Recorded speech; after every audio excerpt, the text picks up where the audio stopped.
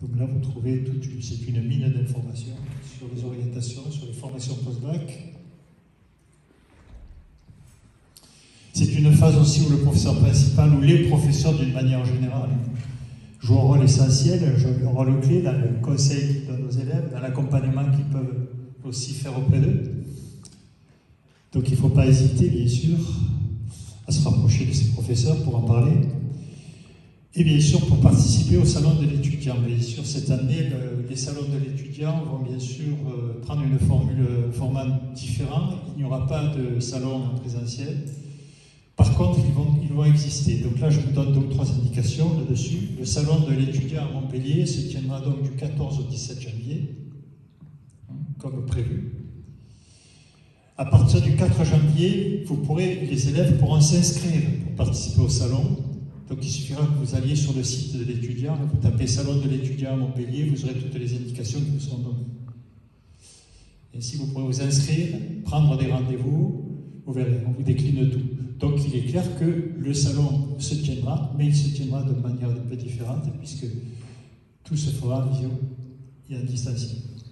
Il ne peut pas se tenir en présentiel en raison du contexte d'aujourd'hui.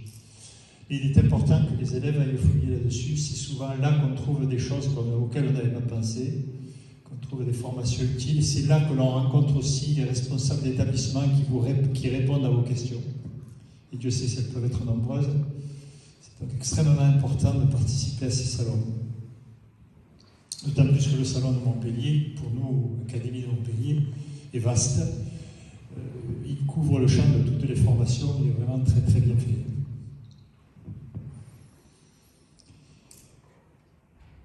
Consultez l'offre de formation complète sur parcoursup.fr aussi, où là 14 000 formations sont proposées. Enfin bref, c'est toute une phase donc, dans laquelle vous allez vous familiariser avec le site, vous informer, consulter ces 2 sites et les salons de l'étudiant avec les professeurs. Tout ça fait un tout qui doit permettre d'accompagner l'élève et l'accompagner dans ses choix. Pour s'inscrire à Parcoursup, les identifiants dont vous avez besoin, dont ont besoin les élèves, il y en a 2. Il y a la date de naissance, donc c'est pas de souci, et le code INE. Le code INE, c'est l'identifiant national qui est présent sur les bulletins de notes qu'ils ont reçus, sur leur bulletin. Donc ce sont ces 2 éléments qui permettent de s'inscrire et de rentrer sur le site. Les INE et la date de naissance. On vous demandera ces 2 informations.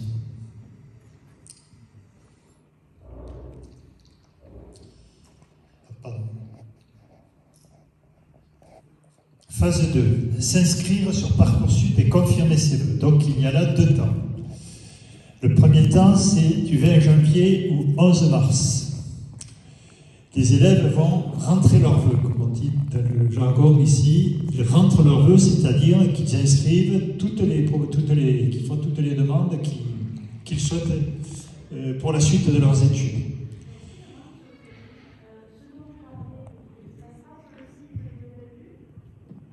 Ce diaporama? Oui. Je le mettrai demain sur le site. Vous pouvez. Donc, l'élève peut formuler jusqu'à 10 vœux. Mais un vœu, c'est par exemple, je prends un cas pour l'illustrer, c'est par exemple, je demande un IUT génie mécanique ou génie civil.